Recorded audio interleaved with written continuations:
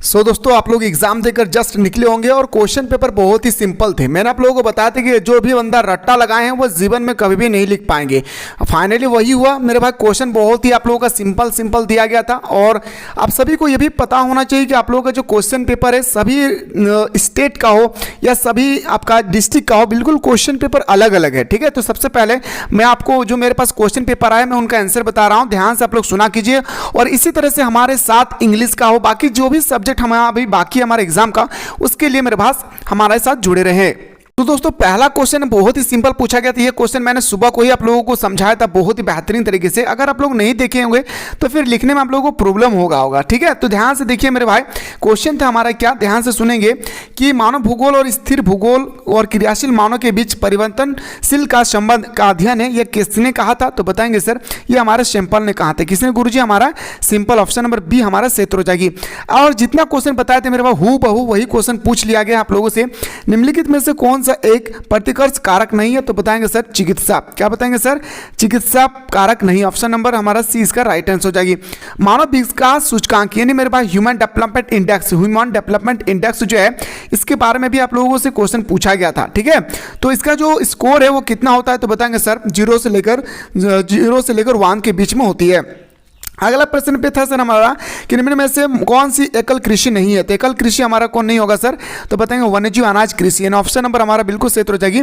आपका option number C is the right answer हो जाएगा। सॉरी, हमारा राइट आंसर इसका होगा मिश्रित कृषि। आई एम रियली सॉरी भाई, इसका राइट आंसर हो जाएगा हमारा मिश्रित कृषि। ऑप्शन नंबर डी इसका राइट आंसर हो जाएगी। आइए सर अगला क्वेश्चन पे हम लोग बात करते हैं। क्वेश्चन नंबर 5 में पूछा गया था निम्नलिखित में से किस विचारधारा में कार्ल मार्क्स का सिद्धांत जुड़ा हुआ है? तो मानवतावाद में। किसमें? बताएंगे सर मानवतावाद में। अगला प्रश्न है सर क्वेश्चन नंबर नेक्स्ट कि विश्व की जनसंख्या को 5 अरब से 6 अरब होने में कितने साल लगे थे? तो 5 अरब से 6 अरब होने में लगभग मेरे भाई 12 साल लगे थे। कितना भाई? बताएंगे सर 12 साल लगे थे। क्वेश्चन बहुत ही सिंपल पूछा गया था मेरे भाई। निम्नलिखित में से किस उपागम का संबंध प्रोफेसर अमित सेन से है? तो बताएंगे सर क्षमता का उपागम। क्या बताएंगे मेरे शेर शेरनियों? क्षमता का उपागम। यानी ऑप्शन नंबर हमारा ए इसका राइट आंसर हो जाएगी। क्वेश्चन नेक्स्ट पे आते हैं प्रति इकाई उत्पादन अधिक होता है परंतु प्रति कृषि उत्पादन कम, यह किस कृषि में होती है? तो क्वेश्चन नंबर जो हमारा 8 है इसका राइट आंसर हो जाएगा हमारा क्या? विस्तृत वन्यजीव कृषि। ये भी मैंने सारा क्वेश्चन मैंने बहुत ही अच्छी तरह से आप लोगों को समझाया। जो भी स्टूडेंट्स हमारे सारे लेक्चर को देख कर गए हैं मेरे भाई, अगर आप लोगों को थोड़ा सा भी हमारा क्लास में हेल्पफुल हुई है तो आप लोग कॉमेंट सेक्शन में जरूर कॉमेंट करना ना भूले। किस उद्योग को आधारभूत उद्योग कहा जाता है?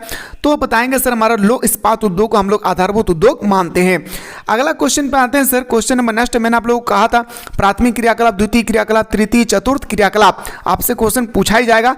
तो कौन सी क्रियाकलाप में सेवा सेक्टर सम्मिलित है? तो बताएंगे सर तृतीय क्रियाकलाप में। अगला क्वेश्चन पे आते हैं सर। क्वेश्चन नंबर नेक्स्ट है इससे सुएज नहर का निर्माण कब हुआ था? तो सुएज नहर का निर्माण जो होती है 1869 में। कब होती है सर? याद रखिएगा हमारा सुएज नहर का जो निर्माण होती है 1869 को होती है। नेक्स्ट क्वेश्चन आप लोगों से पूछा गया था कि गेट को कब WTO में रूपांतरण किया गया है? जो हमारा वर्ल्ड हेल्थ ऑर्गेनाइजेशन के नाम सुनते हैं ना भाई, मैंने आप लोगों को बहुत ही शानदार तरीके से पढ़ाया कि वर्ल्ड ट्रेड ऑर्गेनाइजेशन यानी विश्व व्यापार संगठन का नाम पहले था गेट, इसका नाम बदल के रख दिया है कब मेरे भाई? तो याद रखिएगा 1995 में। कब भाई?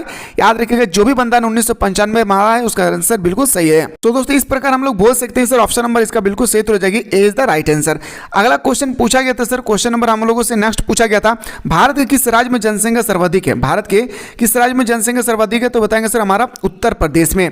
अगला प्रश्न पूछा गया था सर कि भारत का पहला उपग्रह आर्यभट्ट प्रक्षेपण क्या स्थापना कब हुई थी? एक्चुअली इसका सारा ऑप्शन क्या है भाई? गलत है। इसका सारा ऑप्शन गलत है। इसका जो राइट आंसर होगा 5 अप्रैल, याद रखिएगा 5 अप्रैल 1975 को। याद रखना मेरे भाई 5 अप्रैल 1975 इसका सही उत्तर हो जाएगी। भारत के किस राज्य को जनसंख्या घनत्व में सबसे अधिक है? तो बताएंगे सर जनसंख्या घनत्व हमारा सबसे ज्यादा हो जाएगा बिहार, सबसे कम मैंने आप लोगों को बताया था हमारा क्या हो जाएगी? तो हमारा अरुणाचल प्रदेश। मेगा सिटी किसे कहा जाता है? तो 50 लाख से अधिक जनसंख्या वाले शहरों को मेगा सिटी के नाम से जानते हैं। अगला क्वेश्चन है सर भारत में सबसे अधिक गेहूं का उत्पादन कहां होती है? तो सबसे अधिक गेहूं का उत्पादन हमारा उत्तर प्रदेश में होती है। आते हैं सर अगला क्वेश्चन पे, गेल की स्थापना कब होती है? तो गेल हमारा स्थापना होती है 1984 को। नेक्स्ट क्वेश्चन पूछा गया सर क्वेश्चन नंबर 19, झारखंड के किस जिले में तांबा का निक्षेप पाया गया है? तो तांबा का जो निक्षेप पाया गया है वो हमारा सिंहभूम में, क्या भाई याद रखिए, सिंहभूम में पाए गए हैं।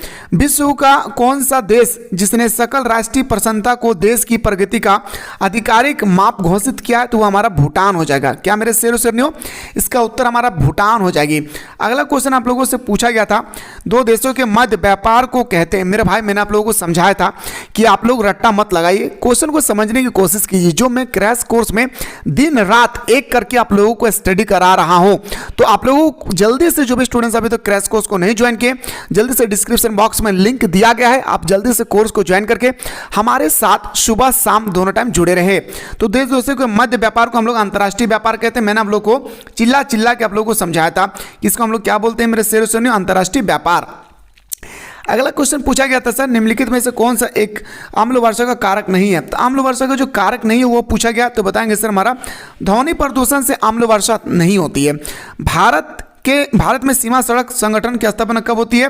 तो 23 का जो बिल्कुल हमारा राइट आंसर हो जाएगी मेरे भाई 1960 में। कब होती है? 1960 इसका क्षेत्र हो जाएगी। द लिमिट टू ग्रोथ नामक पुस्तक किसने लिखा था? मिडीज ने लिखा था, जो एक अमेरिका के भूगोलिस्ट थे। याद रखिएगा ये हमारा अमेरिका के एक भूगोलिस्ट है। अगला प्रश्न पे आते हैं सर, बॉक्साइट का सबसे बड़ा उत्पादक राज्य कौन सा है? तो बताएंगे सर भारत में हमारा उड़ीसा इसका क्षेत्र हो जाएगी।